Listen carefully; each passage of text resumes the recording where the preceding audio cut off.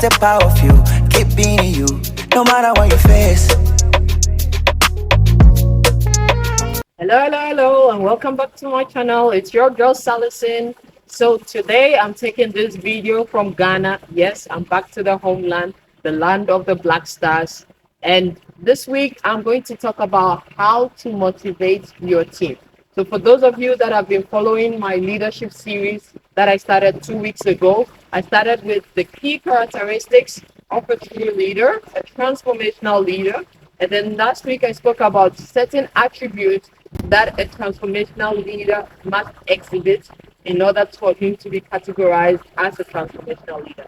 Today, I'm going to talk about how to motivate your team. Let's go.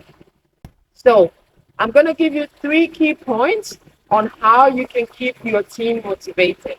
The first point is you must know the why of your team. You must know what makes your team members tick. Now, to put this in context, most of the time we treat our team members as though they are numbers. We are happy to say, I have a big team, I have a big group of followers, but we fail to really understand what are their purpose in life, what are the reasons why they wake up every morning and join you in your mission, in your vision, in your goal. Why are they coming every single day to work? Why are they coming to your group, to your association, to your organization? This is very fundamental because when you stop treating people as numbers and you start treating them as individuals, you create a more loyal team and you create people who are highly motivated. Now, you must understand that financial compensation, which is salaries or whatever incentives you put in place to get your people to follow you, is short term, meaning the day you take away these compensations, the day you take away this salary because of one crisis or the other, you would have no team. But if you have people that are there because they find a sense of purpose with you, because you know why they wake up every morning, because you know their family background, because you know their family situation, because you understand these people, because they feel heard, they feel valued, you would have people that will work around the clock towards the vision, the goal that you set. And you will have more loyal team members who are highly motivated, who are self-driven in order to achieve the goals, the vision that you are driving with the team. The second point is communication. Communication is very vital. And this is not just a top-down communication where you instruct or you send out messages and expect it to be executed. But there must be the two-way communication in place, meaning top-down and bottom-up. And if possible, it should even be a lateral form of communication. At the end of the day, a true transformational leader is someone that understands and believes in collective intelligence. When you send out a certain form of communication, when you communicate the objectives, the feedback, when you give ideas and input or instructions or guidance on what needs to be done, it is very important as a leader to ask for feedback to ask the team. Is the message clear? Do you have what it takes to be able to deliver? Do you know how to deliver it? Is there any form of help I can give you?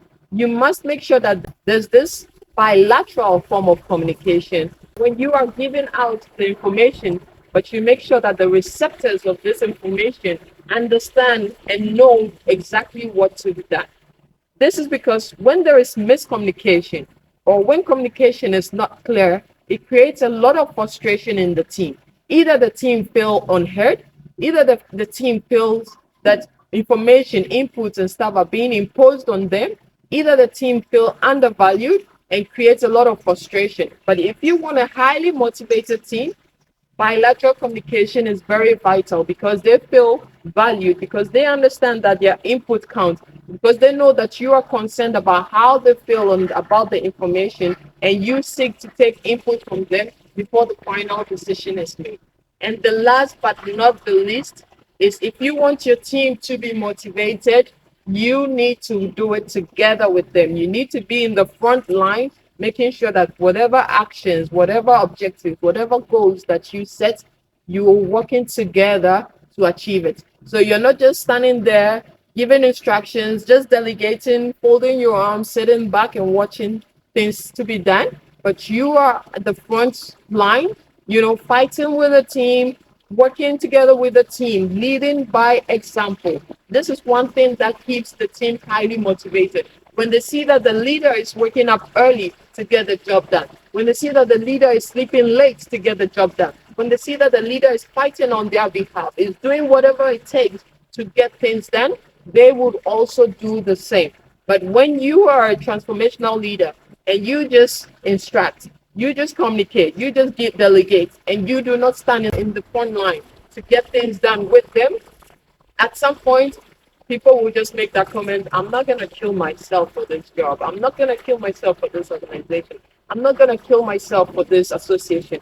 Those in the front line who are either being paid more than we are being paid, who are getting more visibility, who are being acknowledged and congratulated, and not putting in as much effort as we, the team that are actually driving the results. And when you do that, you kill the spirit of the team. You don't get loyal team members. People get demotivated. And at the end of the day, the organization, the group, the association, the company that is supposed to be working towards a common goal, a common objective, a common result would collapse because the team is not motivated. So that's all for today. The 3 key points. The first point is know the why. Know what makes your people tick. And it's very simple.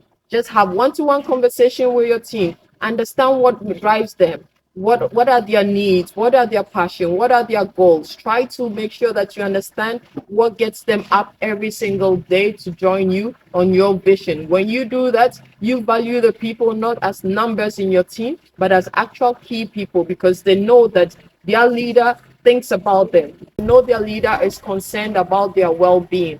When you do that, they know that, okay, I'm working with someone who does not just see me as a number, but actually understands my family needs, actually understands my vision, actually understands my goal. And you will get people that are loyal and motivated.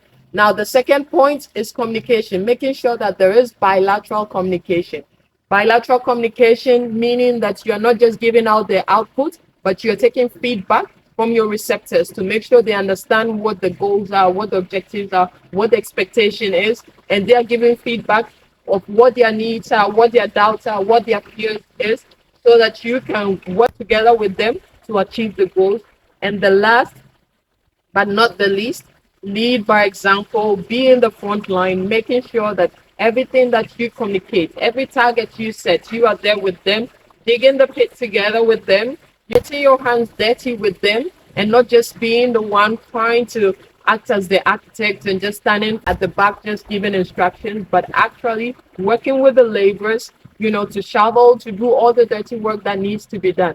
When you do that, when you go down to the grounds and get things done, people have more confidence because they know that you can empathize with them, because they know that you understand their struggles, because they know that you are in the same shoes with them. And if they have doubts, if they have fears, if they have pain, if they are struggling with something, they know that when they come to you, you will totally understand, because you're not standing from your throne of grace, but you are actually down with them and understand the realities on the ground, and will get things done together with them. And you are not scared to get your hands dirty in the sand, to pick the rocks, to pick the sand, to shovel, to pour the water, to do whatever it takes to construct the skyscraper that you're working on. That's all for today. Next week, I'm going to talk about communication, because communication is such a big word which is underestimated.